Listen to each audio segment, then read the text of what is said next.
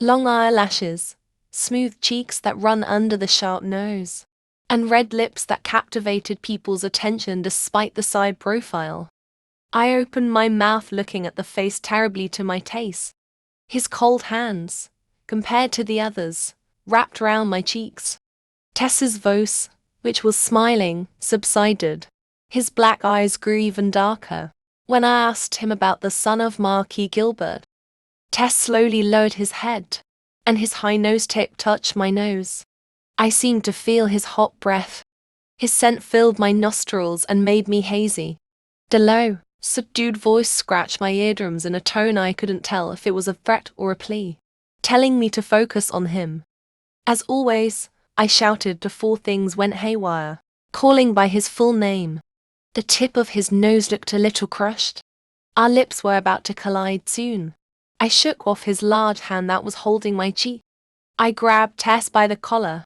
Tess tilted his head.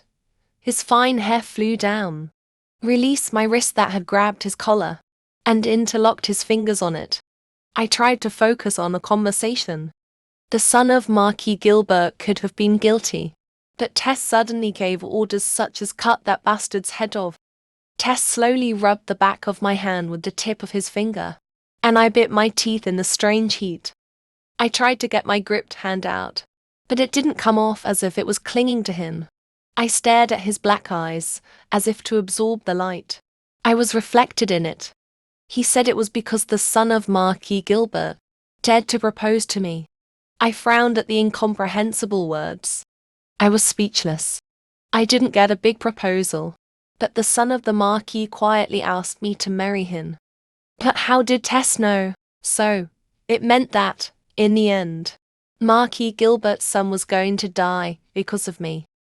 His black eyes twinkled and there was a smile on his red lips. Contrary to his smiling mouth, his eyes were full of murderous energy. While caressing my fingers, Tess confessed and proposed to me that I have to marry him. Always in the habit of making arbitrary decisions, without asking for my permission. He grabbed my waist and whispered into my ears. The sweet smell of heat tickled my ears and neck. The hand on my waist began to draw a large circle, as if the flame that had been staying on the back of my hand had moved. My back began to ache. Tess wants me to focus on him. I tried to step back, but my feet didn't move, as if I had fallen into a sticky swamp. I calmly pushed the hand, but Tess meekly put his hand down and started savoring my touch instead.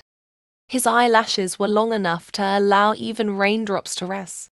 My hand, touching his silky hair, passed through his pretty ears and stretched out into the air. In the end, my arm rested on a hard shoulder, and the broad back was wide enough to hold me in his arms. Tess's hair was not rigidly black. The same goes for his eyes. What has happened to Tess while I'm gone?